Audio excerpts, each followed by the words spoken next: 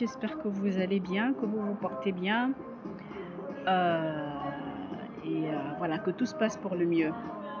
Je fais cette vidéo d'un endroit un peu particulier, certes, mais j'avoue que j'y pensais déjà depuis quelques temps et j'avais juste besoin, enfin, je trouvais pas vraiment le bon timing pour pouvoir m'exprimer en fait. Et j'ai seulement décidé aujourd'hui de pouvoir le faire pendant que je suis là, sortie un peu avec les enfants pour les détendre un peu.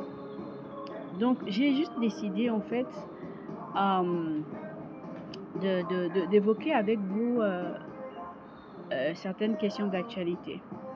Je voudrais d'abord partir sur la nomination du Premier ministre Alain-Claude Bilibinze, que je salue, tout comme j'ai salué lorsque Rose Christiane Osuka-Rapanda a été nommée Premier ministre, parce que pour moi, c'était une femme qui devenait chef du gouvernement. C'était une première au Gabon et c'était vraiment quelque chose de formidable pour la gente féminine. Là, cette fois-ci, je vais saluer encore cette nomination pour la simple et unique raison que, déjà, ceux qui savent, depuis toujours, euh, on va dire même depuis 2015 principalement, j'ai toujours été une admiratrice de la personnalité d'Alain-Claude Bilibinze. Au-delà de tout, j'ai été sa collaboratrice également.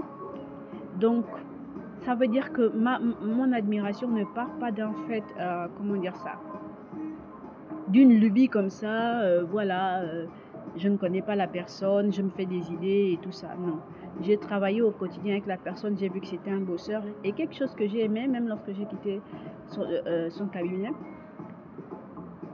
c'est que je n'ai jusqu'ici pas vu un département dans lequel cet homme a été placé et où il y a eu un échec. Enfin, où il a essuyé un échec. Je n'ai pas vu ça.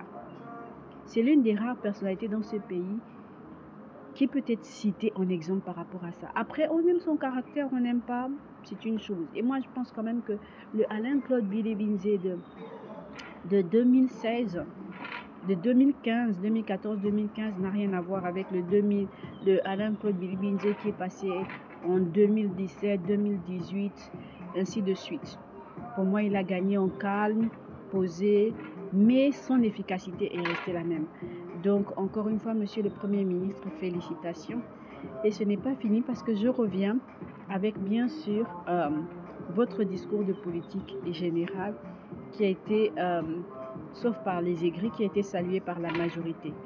Et vraiment, encore, mes sincères félicitations.